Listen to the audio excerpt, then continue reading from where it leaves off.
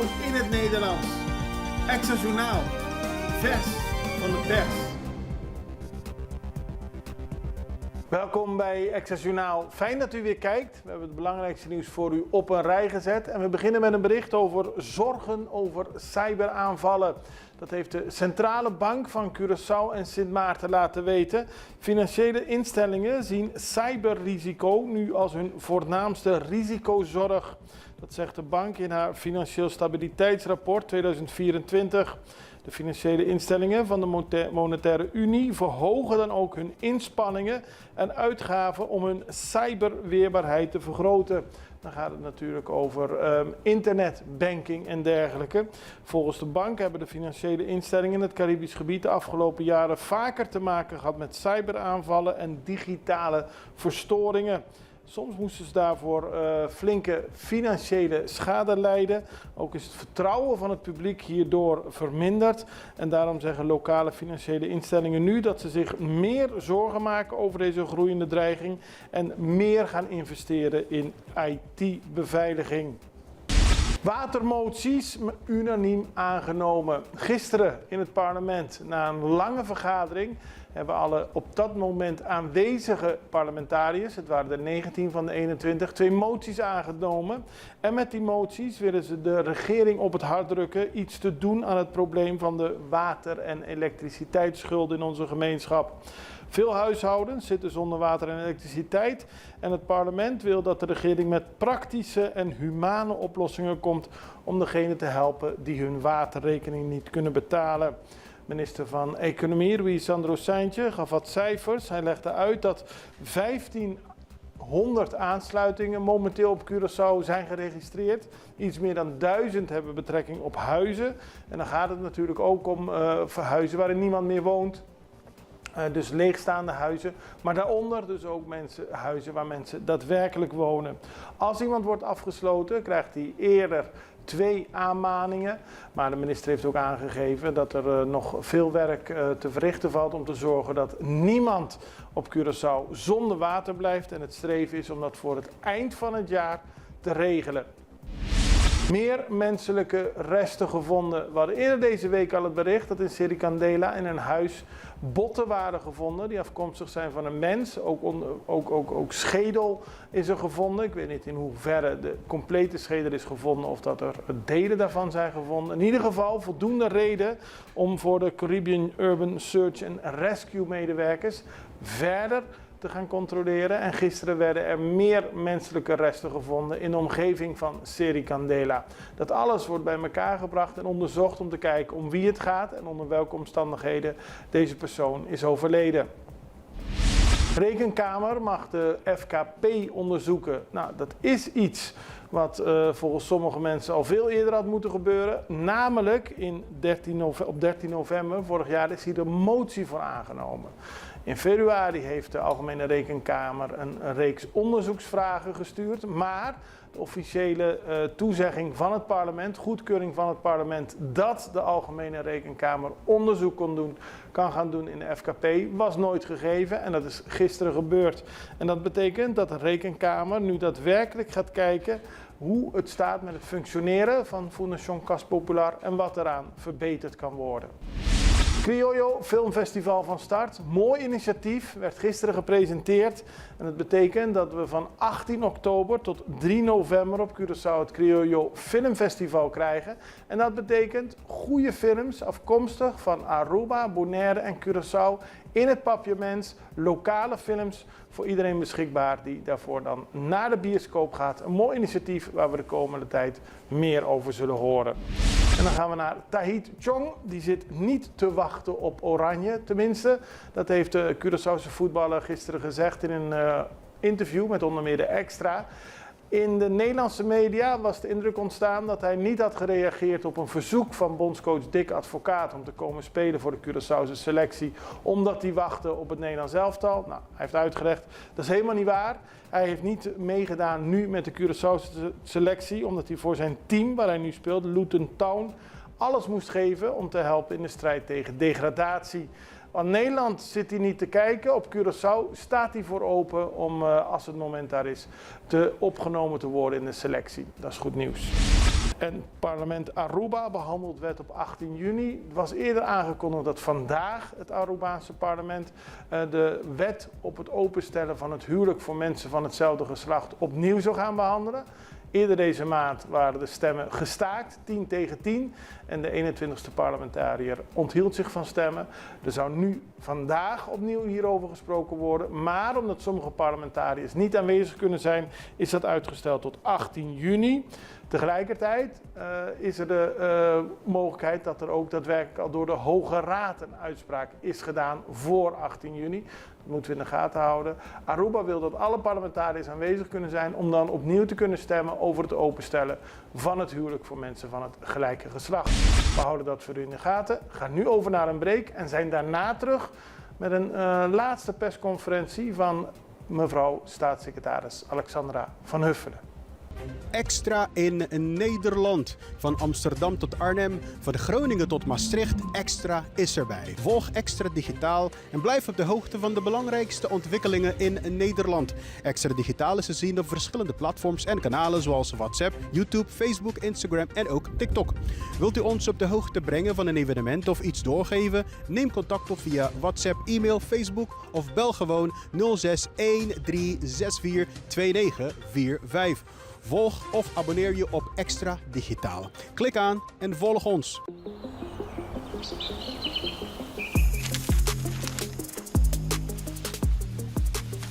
Welkom op Curaçao, een van de mooiste eilanden in de Caribiën. Een ware parel. En het is een eiland waar je van heel veel zaken kunt genieten. Van de natuur, van de zee, van het eten, van de mensen en zoveel meer. Curaçao is een eiland waar heel veel gebeurt op het gebied van politiek, cultuur, sport en zoveel meer. En Extra Journaal brengt het belangrijkste nieuws van Curaçao. Maar we hebben ook aandacht voor al het nieuws op Bonaire en Aruba en op de bovenwinden, Saba, Sint Maarten en Sint Eustatius. En we belichten al het nieuws van alle kanten. Het nieuws is duidelijk, actueel en vers van de pers. Extra Journaal, elke werkdag op Salto. Op Curaçao zijn we de hele dag bezig met het maken van Extra Journaal. Volg ons op je favoriete Amsterdamse zender. Tauro. Staatssecretaris Alexandra van Huffelen, ze is zelf demissionair staatssecretaris, had vanochtend een persconferentie met de Caribische pers, een zogenaamde question and answer sessie. En daarin kondigde ze aan dat ze waarschijnlijk niet meer naar Curaçao komt als staatssecretaris. Er wordt gewerkt aan een nieuwe regering. Binnenkort zal ze een bezoek brengen aan de eilanden, maar dat zal naar 5 eilanden zijn en niet naar Curaçao. Zo legde de staatssecretaris vanochtend uit.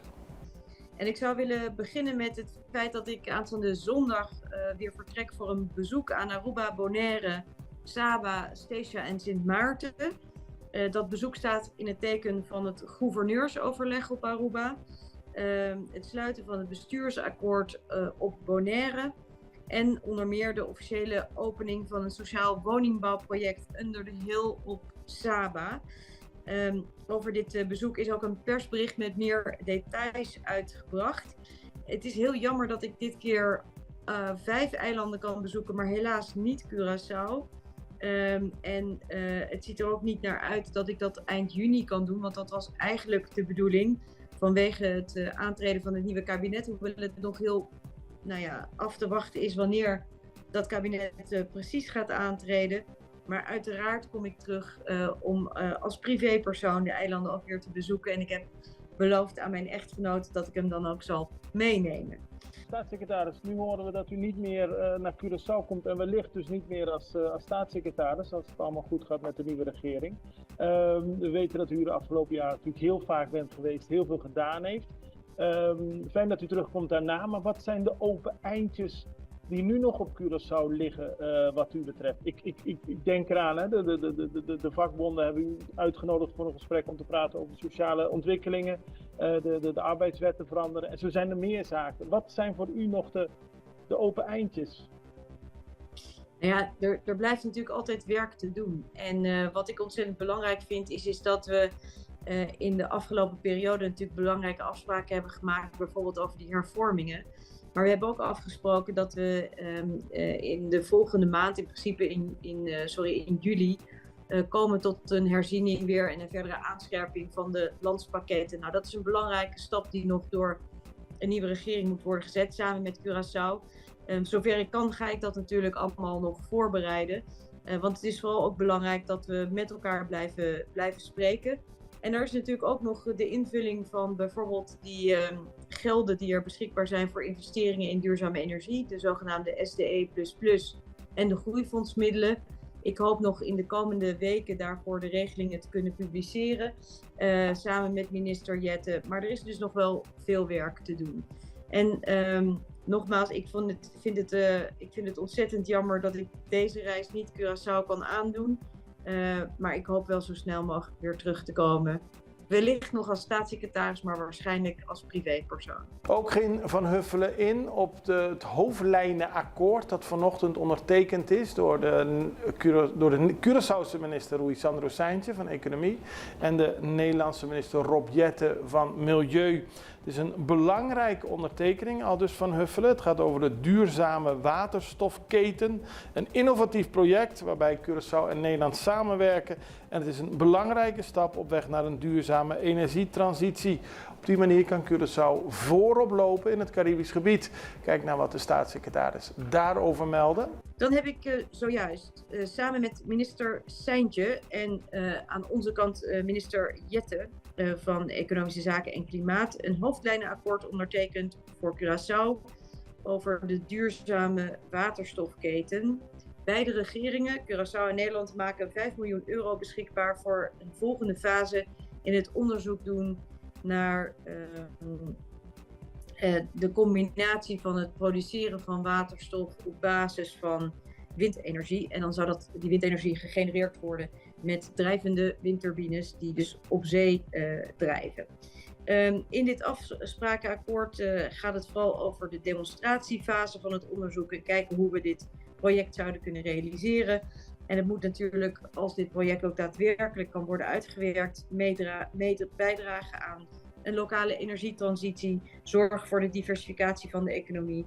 En de waterstofketen en de export van waterstof kunnen dan ook weer leiden tot nieuwe deviezen of een stroom van deviezen voor Curaçao. Het is een ongelooflijk mooi project, innovatief. Het is ook een project dat helemaal in samenwerking tussen Curaçao en Nederland wordt ontwikkeld. Wij vinden dit een heel belangrijke stap op weg naar een duurzame energietransitie, maar vooral ook zeker een weerbare en nieuwe economische activiteit en daarmee ook werkgelegenheid op Curaçao. En dit is een project dat ook Curaçao de kans geeft om voorop te lopen in het Caribisch gebied. Dan ging de staatssecretaris ook nog in over de situatie op Sint Maarten. Een onderwerp wat natuurlijk heel erg in het nieuws stond. Wat moet er gebeuren op de politieke situatie, maar ook met de wederopbouw. Daarom zal ze tijdens haar bezoek aan het Caribisch gebied ook zeker praten op Sint Maarten. Nou, ik ga overleggen met de demissionaire premier en ook met de rest van de regering op Sint Maarten. Volgende week vrijdag is dat de bedoeling. Ik hoop natuurlijk iets meer te horen van de situatie daar en wat er gaat gebeuren. Wat nou de datum van de verkiezingen gaat worden, dit soort dingen. Maar ik wil vooral met hen hebben over hoe we ervoor gaan zorgen dat de grote trajecten waar we aan werken, de uitvoering van de landspakketten, de projecten in het kader van het herstel na Irma en zeker ook de realisatie van de nieuwe gevangenis, hoe we ervoor kunnen zorgen dat die geen vertraging oplopen. Want daarmee zouden we in een situatie kunnen komen dat de middelen die daarvoor in het trust fund zitten van de Wereldbank of de middelen die de Nederlandse regering daarvoor heeft gereserveerd zouden verdwijnen. En dat zou natuurlijk heel naar zijn. Niet alleen maar dat, we willen natuurlijk ook graag dat die projecten voortgang houden, omdat ze van belang zijn voor de inwoners en de economie van Sint Maarten. En dan de laatste vraag aan de staatssecretaris over haar opvolger. Ze heeft zich natuurlijk met hart en ziel voor de Caribische eilanden ingezet in de afgelopen 4 jaar. En nu wordt genoemd dat zij wordt genoemd in het Haagse circuit, dat ze opgevolgd zou gaan worden door de topambtenaar van Zwol, die momenteel formateur is. We legden deze vraag aan de staatssecretaris voor. Kijk naar haar reactie. Zou meneer Van Zwol een goede opvolger van u zijn?